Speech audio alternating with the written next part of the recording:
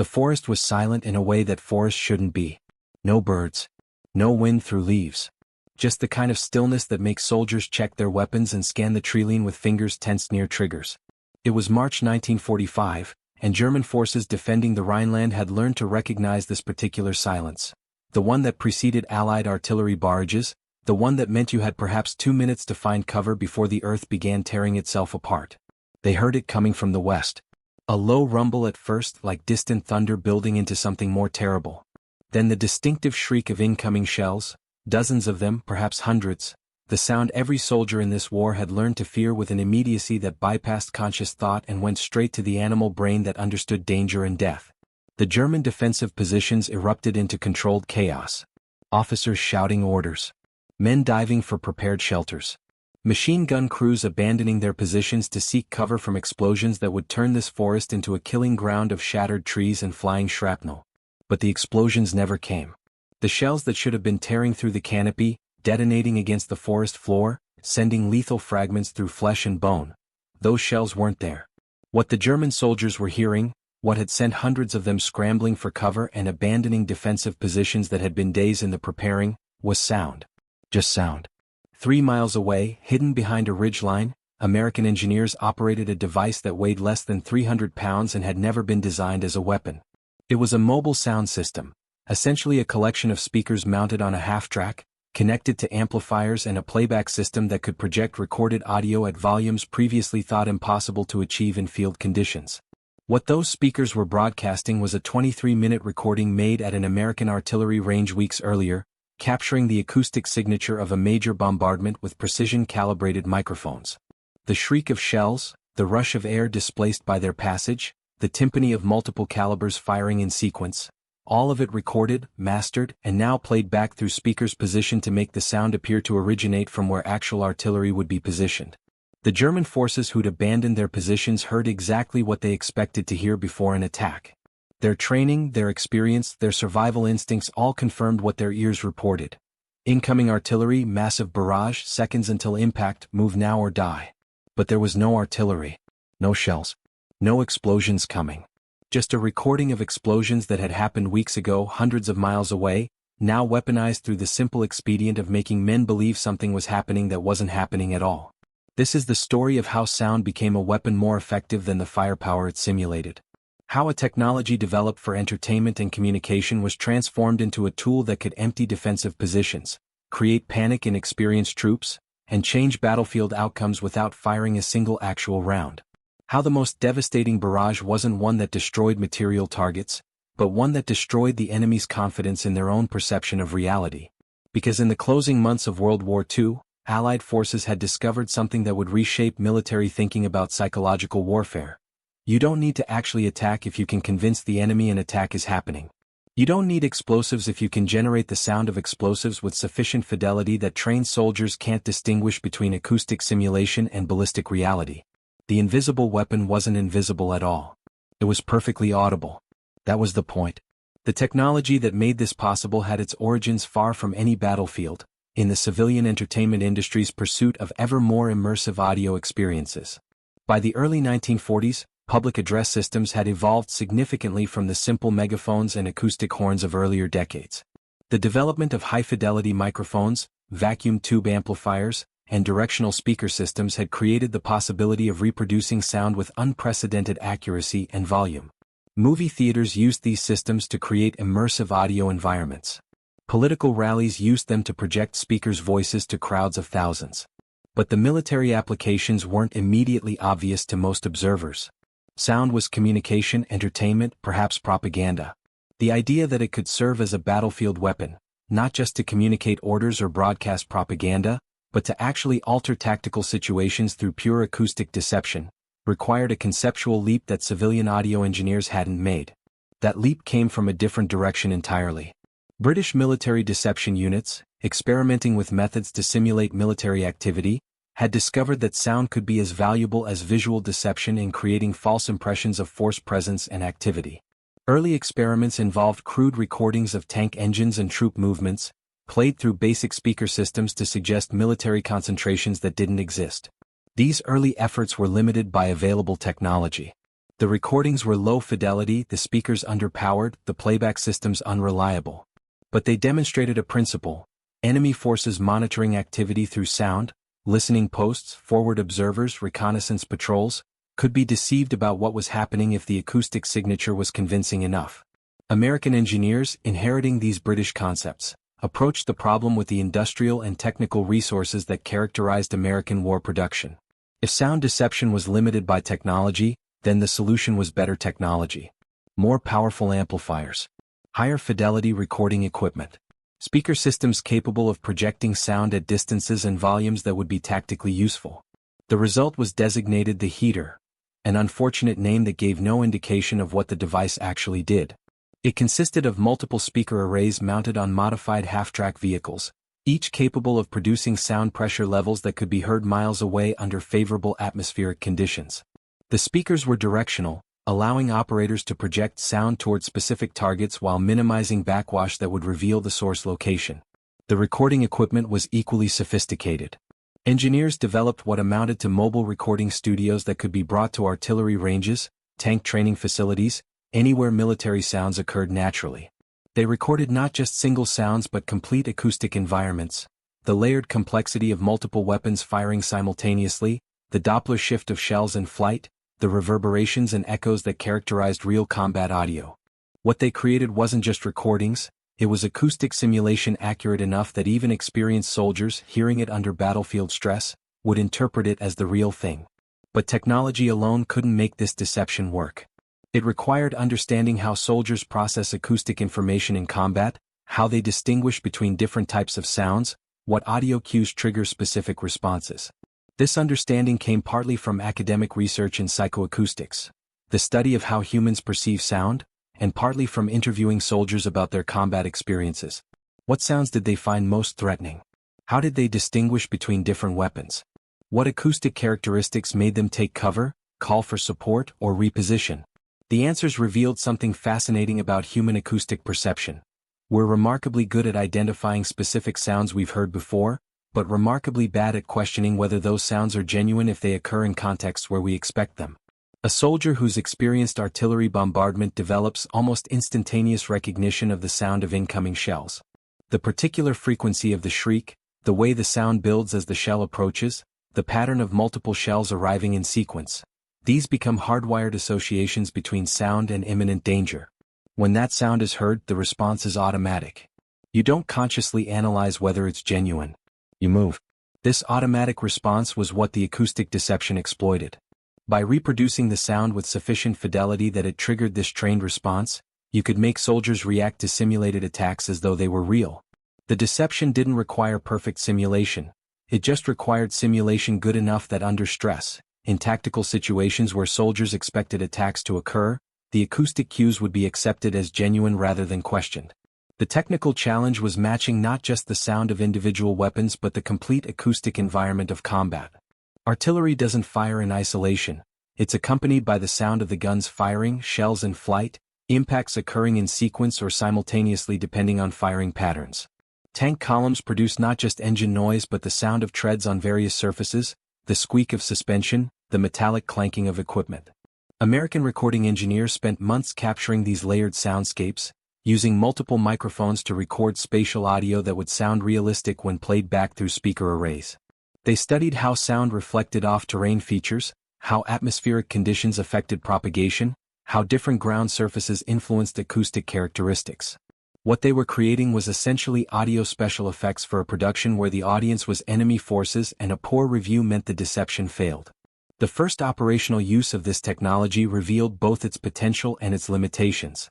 The system was deployed in support of river crossing operations in Western Europe, where Allied forces needed to establish bridgeheads against defended positions. The tactical problem was straightforward.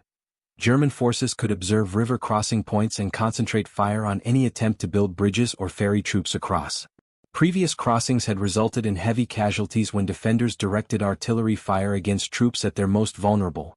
Crossing water, unable to take cover, focused on navigation rather than combat. The acoustic deception aimed to draw German artillery fire away from the actual crossing point by simulating a major crossing attempt at a different location. The heater units were positioned several miles from the real crossing, behind terrain that concealed them from direct observation. When the real crossing began, the sound systems began broadcasting a recording that simulated everything associated with a river crossing. Engineer equipment moving into position, bridge construction sounds, the distinctive audio of landing craft engines. German defensive artillery, responding to what their listening posts reported as a major crossing attempt, began firing on the location where the sounds originated. Shells fell on empty riverbank miles from where Allied forces were actually crossing. The deception held for over an hour, long enough for the real crossing to establish a foothold on the far bank before German forces realized their error and repositioned their fires. The operation succeeded, but it also revealed limitations. The acoustic simulation was most effective when enemy forces couldn't visually confirm what they were hearing.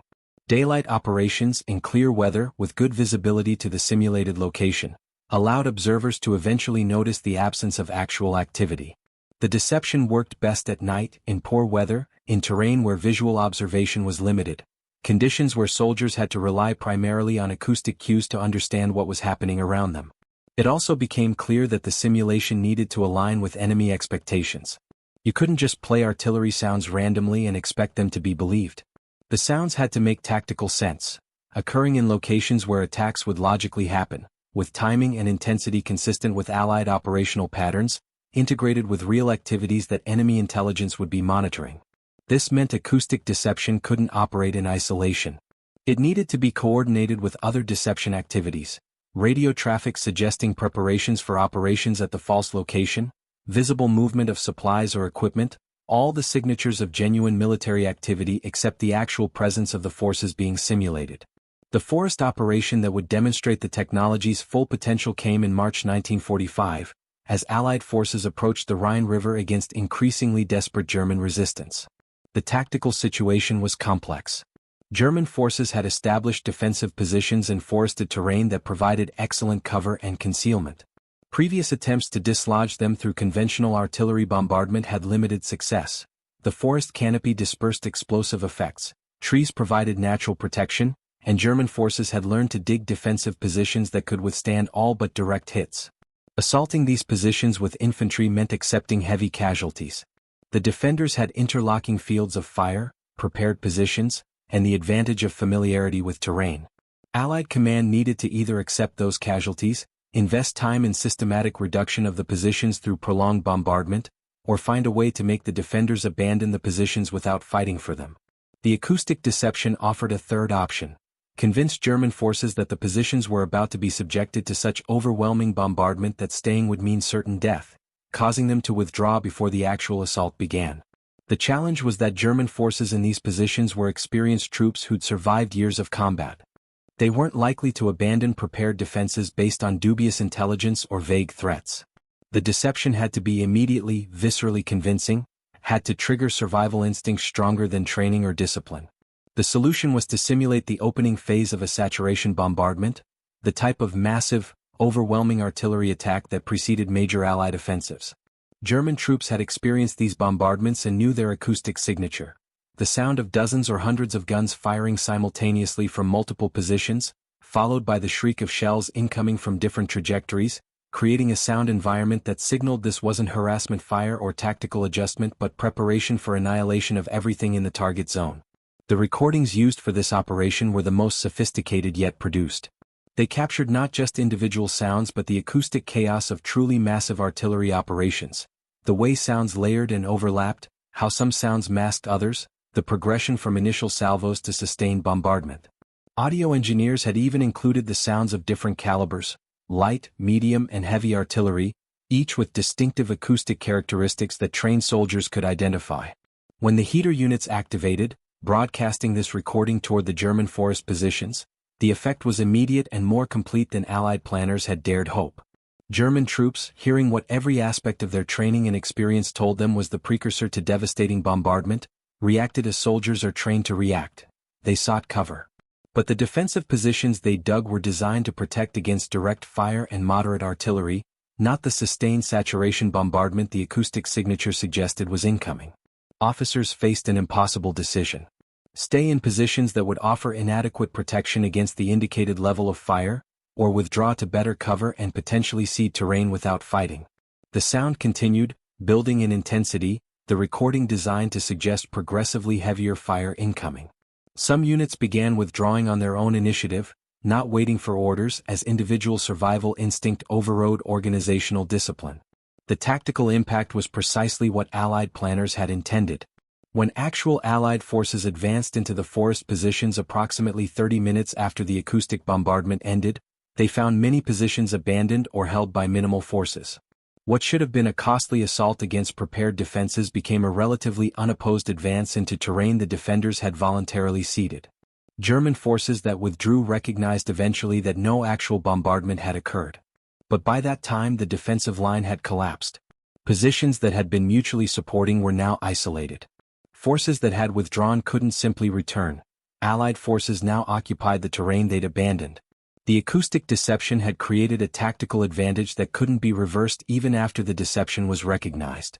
The aftermath of this operation triggered significant discussion among both Allied and German military leadership about the implications of acoustic deception. For Allied forces, the success validated acoustic warfare as a genuine tactical capability worthy of dedicated resources and integration into operational planning. The ability to clear defended positions without the material cost of actual bombardment or the human cost of frontal assault represented exactly the kind of efficiency modern warfare demanded. But the success also raised troubling questions. If soldiers could be made to abandon positions based on simulated threats, what did that mean for military discipline and morale? If trained troops couldn't distinguish between real and simulated attacks under battlefield stress, how could commanders maintain confidence that their forces would hold positions under actual threat? German forces, analyzing why the positions had been abandoned, struggled to develop effective countermeasures. The obvious response, ignore all acoustic cues until visual confirmation of actual explosions, was militarily unsound. Artillery bombardment gives very little warning between sound and impact. Waiting for visual confirmation of explosions before taking cover meant accepting casualties that could be avoided by responding to acoustic warning. The alternative, assume all bombardment sounds might be deception and never react to them, was equally unacceptable. It meant sacrificing the legitimate warning that acoustic cues provide, essentially making troops more vulnerable to real bombardment in an attempt to avoid being deceived by false bombardment. This created a psychological burden on German defenders that was itself a strategic victory for Allied forces. Troops who couldn't trust their own senses, who had to consciously question whether the sounds they were hearing indicated real threats or deception, operated under cognitive load that degraded their effectiveness even when no actual deception was occurring. The paranoia this induced, the constant uncertainty about what was real, proved as tactically valuable as the specific instances where acoustic deception directly caused position abandonment. It made German forces hesitant, uncertain, more likely to withdraw even from real threats because they'd become conditioned to expect deception. The technical evolution of acoustic warfare over the final months of the European War reveals how rapidly military technology can advance when operational success validates new approaches. Engineers refined the recording techniques, developing libraries of different bombardment patterns that could be deployed depending on tactical requirements. Light harassment fire, medium sustained bombardment, heavy saturation attack. Each had distinctive acoustic signatures, and having multiple options available meant the deception could be tailored to specific situations. The playback systems became more sophisticated, with operators able to adjust volume, direction, and even layer multiple recordings to create more complex soundscapes. They learned to account for atmospheric conditions. Sound travels differently through cold air versus warm, through still air versus wind, through clear weather versus fog or rain. Operators developed expertise in judging how recordings would sound at target locations given prevailing conditions. Perhaps most significantly, they learned to integrate acoustic deception with visual deception. Coordinating the sound of tank movements with dummy tank positions visible to enemy reconnaissance created comprehensive deceptions where each element reinforced the others. The visual evidence confirmed what the acoustic evidence suggested, and vice versa, creating layered deceptions much harder to penetrate than either element alone. German countermeasures evolved as well, though they struggled against the fundamental challenge that acoustic deception exploited physiological and psychological responses that couldn't be simply overcome through training or discipline. Some units were instructed to station observers in positions where they could visually confirm whether bombardments were actually occurring, but this required exposing personnel to observation and potential fire, creating new vulnerabilities. Other approaches involved analyzing the acoustic signature more carefully, trying to identify characteristics that distinguished recordings from live fire. This occasionally worked. Recordings, no matter how high fidelity, didn't perfectly replicate the infinite variation of actual combat sounds. But identification required time and focus, neither of which were available when sounds suggesting imminent bombardment were triggering automatic survival responses. The human dimension of acoustic warfare reveals the psychological complexity of modern combat in ways that conventional weapons don't. Soldiers experiencing acoustic deception described it as profoundly disorienting, not just because they were being deceived, but because the deception targeted their trust in their own perception. You hear incoming shells. Training and experience confirm that sound means incoming shells. You react accordingly. Then nothing happens. Your senses told you something was true that wasn't true. This creates a kind of cognitive dissonance that's psychologically destabilizing. If you can't trust your hearing, if sounds that seem obviously real might be false, then how do you make tactical decisions that depend on accurate perception of your environment? How do you maintain situational awareness when your awareness might be systematically falsified? Some soldiers developed almost superstitious responses, believing they could distinguish between real and simulated sounds through intuition or subtle cues they couldn't articulate. These beliefs were rarely accurate but served a psychological function. They restored a sense of control and agency in situations where soldiers felt vulnerable to deception they couldn't prevent or detect. The officers responsible for holding defensive positions faced even more complex challenges. They knew acoustic deception was possible. They knew their troops might react to false threats. But they also knew that real bombardments occurred regularly, and failing to seek cover during actual bombardment meant unnecessary casualties. The decision whether to treat any specific instance of bombardment sounds as genuine or deceptive had to be made in seconds, with incomplete information, under stress. Some officers developed decision rules: hold position unless visual confirmation of explosions occurs, or withdraw if sounds exceed certain intensity thresholds. But these rules themselves could be exploited by Allied forces aware of German protocols. If you know enemy forces will withdraw when bombardment sounds exceed a certain volume, you calibrate your acoustic deception to exceed that threshold. This created a kind of strategic game theory problem where each side's optimal strategy depended on correctly predicting the other side's strategy, and where information about strategies became as valuable as the strategies themselves. The broader implications of acoustic warfare extended beyond immediate tactical applications to influence thinking about psychological warfare and information operations. What acoustic deception had demonstrated was that battlefield effectiveness could be degraded not by destroying enemy forces but by destroying their confidence in their perception of reality. If soldiers couldn't trust their senses, if officers couldn't trust their situational awareness, if decisions had to be made while consciously questioning whether the information those decisions were based on was genuine, then combat effectiveness suffered even when no actual force was applied. This principle would become central to psychological operations doctrine that emerged after the war. The goal wasn't just to deceive about specific facts, troop locations, operational plans, force composition, but to create generalized uncertainty that made enemy forces less effective even when they weren't being actively deceived. Modern military concepts like information warfare, cognitive warfare, and influence operations all trace intellectual lineage to insights gained through operations like the acoustic deception campaigns.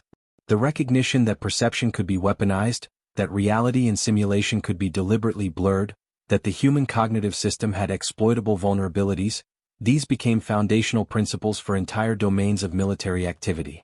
The technology evolved radically. Acoustic deception using speaker systems and recordings seems almost quaint compared to modern capabilities for manipulating sensor data, creating deepfakes, conducting information operations at scale through digital networks. But the underlying principle remains: you can degrade or defeat adversaries by manipulating what they believe is true, making them act on false information they have no reliable way to distinguish from genuine information. There's a particular irony in how acoustic warfare evolved that reveals something profound about the relationship between technology and deception. As audio recording and playback technology improved, as speakers became more powerful and recordings higher fidelity, the gap between simulation and reality narrowed. By late in the war, acoustic deceptions were nearly indistinguishable from actual bombardments to anyone without visual confirmation of what was actually happening. But this created a new problem.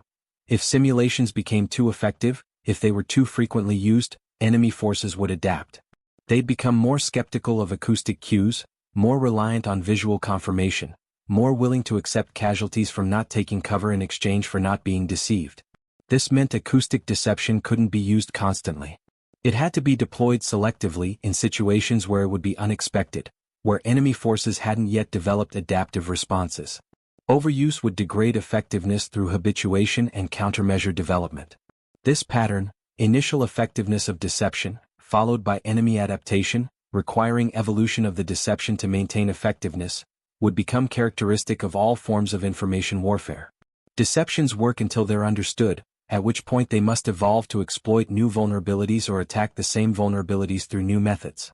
The acoustic warfare campaigns demonstrated this dynamic in compressed time frame. In 6 months, the technology went from experimental novelty to deployed capability to evolving competition between deception and counter-deception. The speed of this evolution foreshadowed how rapidly information warfare techniques would need to adapt in future conflicts where detection and deception were in constant competition. The ethical dimensions of acoustic warfare reveal moral complexities that extend beyond obvious questions about deception in combat. On one level, acoustic deception seems ethically preferable to actual bombardment. If you can achieve the same tactical objective, clearing defended positions, through deception rather than destructive fire, you avoid the material destruction and potential casualties that bombardment causes. The acoustic approach is more efficient and potentially more humane than the kinetic approach it simulates. But this calculus becomes more complex when examined closely. Acoustic deception works by exploiting fear, by triggering the psychological responses soldiers have developed to genuine threats and using those responses to manipulate behavior. Is it more ethical to kill enemy soldiers through bombardment, or to terrorize them through simulated bombardment that exploits their learned fear of death? Some military ethicists argued that psychological manipulation was actually more problematic than physical force because it attacked enemy soldiers' agency and autonomy in ways that conventional weapons didn't. Being killed by artillery is a physical event. Being made to flee through acoustic deception that exploits your fear responses is a psychological manipulation that uses your own cognitive and emotional systems against you. These debates were never fully resolved, partly because wartime necessity prioritized effectiveness over ethical purity, partly because the ethical frameworks for evaluating psychological warfare were underdeveloped compared to established principles for conventional combat. What's clear is that acoustic warfare raised questions that remain relevant. What forms of psychological manipulation are legitimate in warfare? Where is the boundary between fair deception and exploitation of human cognitive vulnerabilities? How do principles of military necessity interact with respect for human dignity when the warfare itself occurs in psychological rather than physical domains? The long-term legacy of acoustic warfare in military doctrine reveals how profoundly it influenced subsequent thinking about deception and psychological operations. Post-war military organizations across multiple nations invested heavily in developing psychological warfare capabilities based partly on lessons from acoustic deception. The recognition that perception could be manipulated, that reality and simulation could be deliberately confused, that human cognition had exploitable vulnerabilities, all of these became central to how militaries thought about information operations. The Soviet military, studying German accounts of Allied acoustic deception, developed Maskirovka doctrine that emphasized deception at all levels: tactical, operational, strategic. Soviet planning doctrine required that essentially every operation include deception components designed to manipulate enemy perception and understanding. Western militaries formalized psychological operations as distinct military capabilities, with dedicated units, specialized training and integration into planning processes. The recognition that psychological impact could be as valuable as physical destruction influenced everything from targeting selection to weapon system development. Even tactical doctrine evolved. The idea that you could clear enemy positions without actual combat, that achieving tactical objectives might involve making enemy forces abandon those objectives voluntarily rather than forcing them out through firepower, became part of how commanders conceived operations. Modern military capabilities like electronic warfare, cyber operations, and information operations all reflect principles established by acoustic warfare. That affecting enemy perception and decision-making can be more efficient than affecting enemy physical capabilities, that the cognitive dimension of warfare can be as decisive as kinetic effects. There's a recording that survived in U.S. Army archives. One of the actual audio tracks used for acoustic deception in 1945. Listening to it now, knowing its purpose, it's simultaneously impressive and unsettling. The audio quality is remarkably good for 1940s technology. You can hear individual gun reports, the whistle of shells in flight, the overlapping chaos of sustained barrage. It sounds exactly like what it's meant to sound like. Overwhelming firepower directed at eliminating anything in its path. But it's a recording. 23 minutes of sound that never corresponded to any actual bombardment, that existed purely as acoustic simulation designed to trigger specific psychological responses in enemy soldiers. It's a weapon made of nothing but sound pressure waves, effective not because it destroyed anything physical but because it destroyed confidence, triggered fear, made trained soldiers react to threats that weren't real. The soldiers who fled forest positions when they heard this recording weren't cowards. They were responding rationally to what their training, experience, and sensory perception all confirmed was an imminent threat to their survival. Their response was exactly what their training intended: seek cover when bombardment is imminent. The deception worked precisely because they were well trained and experienced, because they correctly interpreted the acoustic cues according to what those cues had always meant in their previous experience. They were defeated not by their weaknesses but by the exploitation of their strengths. Their training made them vulnerable to deception that simulated the threats their training had prepared them to recognize and respond to. The story of acoustic warfare ultimately reveals something fundamental about the evolution of conflict in the modern era. War has always involved deception, feints, false information, camouflage, anything that might provide advantage by confusing or misleading adversaries. But the industrialization of warfare brought industrialization of deception. What had been improvised tricks and occasional stratagems became systematic campaigns conducted with dedicated technology and professional expertise. Acoustic warfare represented an early example of information warfare, conflict conducted not in physical space but in the space of perception and belief. The battlefield wasn't just terrain to be captured or defended but also a cognitive domain where what soldiers believed was happening became as important as what was actually happening. This transformation has only intensified in subsequent decades. Modern warfare increasingly involves competition to control information environments, to shape perception, to manipulate decision-making through affecting what adversaries know or believe. Kinetic effects remain important, but information effects can be equally or more decisive. The forest that German forces abandoned in March 1945 was empty of explosives but filled with sound that made explosives seem imminent. The troops who fled weren't fleeing from actual danger but from simulated danger so convincing that their cognitive systems couldn't distinguish simulation from reality under battlefield stress. This was warfare in a new dimension, not physical but psychological, not destructive but deceptive, not about what was real but about what seemed real. The invisible weapon was perfectly audible. It made no sound of its own, just played recordings of sounds made elsewhere, elsewhen. But those recordings, broadcast at the right place and time, created effects more valuable than the actual bombardment they simulated. Because the goal wasn't to destroy German defensive positions. It was to make German soldiers abandon those positions, which acoustic deception achieved with perfect efficiency. Zero material cost, zero collateral damage, zero casualties on either side, but complete tactical success in clearing defended terrain. The fake explosives were just audio. But they made troops flee the forest. Not because the audio was convincing in some absolute sense, but because under battlefield conditions, with trained responses triggering automatically, with survival instincts overwhelmed by credible threat simulation, human perception became exploitable in ways that technology could systematically exploit. The soldiers who fled weren't weak. They were human. And their humanity, their capacity to learn, to recognize patterns, to respond rapidly to threats, became the vulnerability that acoustic warfare exploited. The recording still exists in archives. The forest is still there, now peaceful, the defensive positions long abandoned. The speakers that broadcast the sound have been silent for decades. But the lesson remains, encoded in military doctrine, studied in war colleges, applied in conflicts across decades since, that the most devastating attack might be one that never actually occurs, if you can make the enemy believe it's occurring with sufficient conviction to alter their behavior.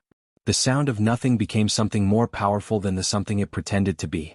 And in that transformation, from entertainment technology to battlefield weapon, from civilian audio to military deception, from sound waves to psychological impact, lies a lesson about modern warfare that grows more relevant with each passing year. That in conflicts between thinking adversaries, controlling what the enemy believes can be more powerful than controlling what actually exists.